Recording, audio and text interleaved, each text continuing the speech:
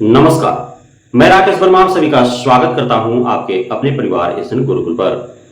बिहार में सरकारी विद्यालयों के जो हालात है वह दिन प्रतिदिन बद से बदतर होते जा रहे हैं। उन हालातों को शब्दों में बयां करना भी अब मुश्किल सा लग रहा है। आए दिन सरकार के द्वारा, विभाग के द्वारा दावे किए जाते रहे हैं कि शिक्षा में सुधार हेतु प्रयास किए जा रहे हैं, सरकारी विद्यालयों के सुदृढ़ीकरण का कार्य किए जा रहे हैं, लेकिन सब कुछ धरा का धरा रह जा रहा है। जितने खर्च किए जा रहे हैं विद्यालयों पर, उन सारे पैसे ऐसा प्रतीत हो रहा है जैसे पानी में बह सा जा रहा है। एक ही विद्यालयों पर प्रत्येक वर्ष करोड़ों अरबों रुपए खर्च किए जा रहे हैं, लेकिन जिन समस्याओं से सरकारी विद्यालय गुजर रहे हैं उन समस्याओं का अस्थायी हल ढूंढा नहीं जा रहा है। सिर्फ इसलिए कि बारंबार हमारा, आपका, आम जनमानस का, आम बिहारवासियों का टैक्स के द्वारा जो पैसे सरकार को मिल रहे हैं, उन पैसों का नेताओं और अधिकारी मिल करके बंदर बांट कर सके, इसलिए समस्याओं को जड़ से समाप्त करने का कोई योजना ही सरकार नहीं बना रही है। अन्यथा आज 21वीं सदी के तीसरे दशक में आकर के और जिन समस्याओं से हमारे बिहार के सरकारी विद्यालय जूझ रहे हैं, उन समस्याओं का अस्थायी हल न निकल सके, यह हो ही नहीं सकता है।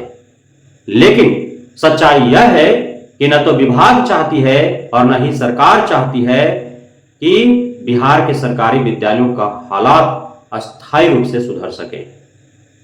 बारंबार एक ही कार्य हेतु अरबों खरबों रुपए खर्च कर और उसमें से करोड़ों रुपए घोटाला कर जाना, यही मानसिकता है अधिकारियों, जनप्रतिनिधियों, सरकारों का, और यूं ही ऐसे ही हो रहा है। आज यदि हालात को देखें, बरसात का समय है। पिछले 1.5-2 माह से, जब से बरसात प्रारंभ हुई है, तब से पूरे बिहार के 27 जिलों के लगभग 4000 विद्यालय जलमग्न हैं। कई ऐसे विद्यालय हैं जिनमें 3 फुट से लेकर के 12 फुट तक पानी भरा हुआ है, अर्थात विद्यालय भवन पूर्णतः पानी में डूबे हुए हैं। अब आप जरा सोचें कि क्या उन विद्यालयों में पठन पाठन का कार्य संभव है? बहुत ऐसे विद्यालय हैं जिन विद्यालयों तक जाने के लिए कोई रास्ता नजर नहीं आ रहा है। वह विद्यालय चारों तरफ से पानी से घिर चुका है। आखिर उस विद्यालय तक छात्र छात्राएं, शिक्षक शिक्षिकाएं पहुंचेंगे कैसे? यह गंभीर समस्या है। और आपको ज्ञात होना चाहिए कि जो 4000 विद्यालय जलमग्न हैं, चारों तरफ से जल से घिरे हुए हैं, जिन विद्यालयों में 3-3 फुट से लेकर के 12 फुट तक पानी भरा पड़ा है, उन विद्यालयों में जो उपस्कर होंगे उसकी स्थिति क्या होगी? 2-2, 3-3 महीना जो फर्नीचर, टेबल, बेंच, कुर्सी सारे डूबे पड़े होंगे, क्या वो गल नहीं जाएंगे, सड़ नहीं जाएंगे? विद्यालय में जितने भी सामग्रियां होंगी, चाहे वह अलमीरा होगा, गोदरेज होगा, बक्सा होंगे, बक्सा में गोदरेज में रखे हुए कागजात होंगे, पुस्तकालयों में पड़े हुए पुस्तकें होंगे, अलमीरा होंगे। उन विद्यालयों में यदि राशन पताई रखा हुआ होगा, क्योंकि प्राथमिक से मध्य विद्यालय तक में मध्याह्न भोजन का प्रबंधन होता है, क्या वो सारे सामग्रियां नष्ट नहीं हो चुके होंगे? 4000 विद्यालय जलमग्न है। 4000 विद्यालयों के सारे उपस्कर, सारे पुस्तक, सारे गोदरेज, बक्से, अलमीरा, राशन पत्ती सारे कुछ नष्ट हो चुके होंगे। तो आप आंकड़ा लगाए कि कितने अरब खरब रुपया का सारी संपत्तियां होंगी। और पुनः जब विद्यालय खुलेंगे बरसात के बाद, तब सारे सामग्री हेतु पुनः विभाग के द्वारा अरबों खरबों रुपए जारी किए जाएंगे। उन 27 जिलों के 4000 विद्यालयों में सभी सामग्रियों को नए रूप से प्रबंधन कराने हेतु, उपलब्ध कराने हेतु, और पुनः बंदरबाट होगा। जनप्रतिनिधि, अधिकारी पुनः अरबों खरबों रुपए में से करोड़ों रुपए घूस के माध्यम से कमीशन के रूप में घोटालेबाजी कर जाएंगे।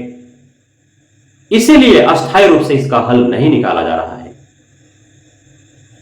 1400 नाव की व्यवस्था की गई है विभाग के द्वारा, सरकार के द्वारा। जब विद्यालय ही जलमग्न हैं, जल में डूबे हुए हैं, तो नावों का क्या होगा? उन नावों से शिक्षक शिक्षिकाएं छात्र छात्राएं कहां जाकर के ठहरेंगे और कहां जाकर के बैठ के पढ़ेंगे? यह गंभीर समस्या है। आज आप देख पा रहे हैं हालात क्या है। दियारा क्षेत्रों के बच्चे मौत से खेल रहे हैं, वे खतरों से खेल रहे हैं, खुद ही नाव चला करके और पानी पार होकर के, तेज धाराओं का उस पार होकर के विद्यालय जा रहे हैं। वहीं आप देख पा रहे हैं दूसरी तरफ शिक्षिकाएं स्वतः नाव का चालन कर और वे स्वयं तेज धाराओं को पार करते हुए विद्यालय जा रहे हैं। तो क्या यह खतरों से भरा हुआ नहीं है? क्या ये छात्र छात्राएं, शिक्षक शिक्षिकाएं अपनी जान जोखिम में नहीं डाल रहे हैं? क्या सरकार और विभाग को इस पर कोई नजरें नहीं है? क्या इस हेतु उत्तम प्रबंध नहीं करने चाहिए? क्या इसका अस्थायी हल नहीं निकालने चाहिए? जबकि प्रत्येक वर्ष 2 से 3 माह आधे से अत्यधिक जिलों के हजारों की संख्या में विद्यालय जलमग्न होते हैं, जलों में डूबे होते हैं, पढ़ाई बाधित होते हैं, करोड़ों अरबों रुपया के संपत्तियां प्रत्येक वर्ष नष्ट होते हैं। इन सभी समस्याओं का स्थायी हल सरकार और विभाग को निकालना आवश्यक है। और जो ये 4000 विद्यालय जलमग्न हैं, इन 4000 विद्यालय में पढ़ाने वाले शिक्षक शिक्षिकाएं लगभग 24,000 या उससे अधिक की संख्या में होंगे जो खतरे में हैं, जो जान जोखिम में डाल करके और अपना ड्यूटी निभा रहे हैं।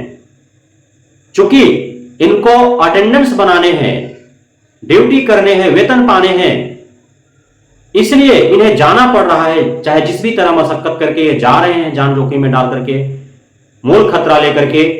भले ही इनका जीवन बर्बाद हो जाए, इनके साथ कोई भी घटनाएं घट जाए, लेकिन ये अपना ड्यूटी निभा रहे हैं।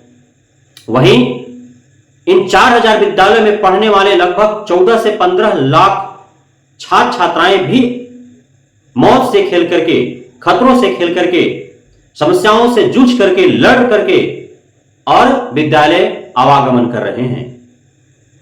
भले ही विद्यालय में वो पहुंचने के बाद पठन पाठन का कार्य न हो पाए, लेकिन विद्यालय जा रहे हैं। और यदि नहीं भी जा रहे हैं तो भी कहीं ना कहीं विद्यालय विस्थापन न होने के कारण, कहीं विद्यालय उच्च स्थानों पर शिफ्ट न होने के कारण पूरे वर्ष का 2 से 3 माह इन विद्यार्थियों का पठन पाठन का कार्य बिल्कुल ही बाधित होता है। तो कहीं ना कहीं इनके भविष्य भी खतरे में है। इस प्रकार पूरे बिहार के 4000 से अत्यधिक विद्यालय, उसमें पढ़ाने वाले 24,000 से अत्यधिक शिक्षक शिक्षिकाएं एवं पढ़ने वाले 14 लाख से अत्यधिक छात्र छात्राओं का जीवन खतरे में है, इनका भविष्य खतरे में है। मैं सरकार और विभाग से मांग करना चाहूंगा कि अब तक कई बरसात बीत चुके हैं, प्रत्येक बरसात में यही समस्या देखने को मिलता है। अतः आप जो वैसे विद्यालय जो प्रत्येक वर्ष बरसात में जलमग्न हो जाते हैं, चारों तरफ से पानी से घिर जाते हैं, उन विद्यालयों को उच्च स्थानों पर शिफ्ट करें, ताकि न पढ़ाई बाधित हो और न ही शिक्षक शिक्षिकाओं को जान खतरा में डालने की फजीहत हो, और न ही छात्र छात्राओं का भविष्य बर्बाद हो, न ही उन्हें विद्यालय जाने के लिए मूल खतरा लेना पड़े, खतरों से खेलना पड़े, मौत से जूझना पड़े। बहुत बहुत धन्यवाद आप सभी साथियों का हमारे साथ जुड़े रहने के लिए, बने रहने के लिए, मित्रता प्यार देने के लिए, हमें भरोसा बनाए रखने के लिए।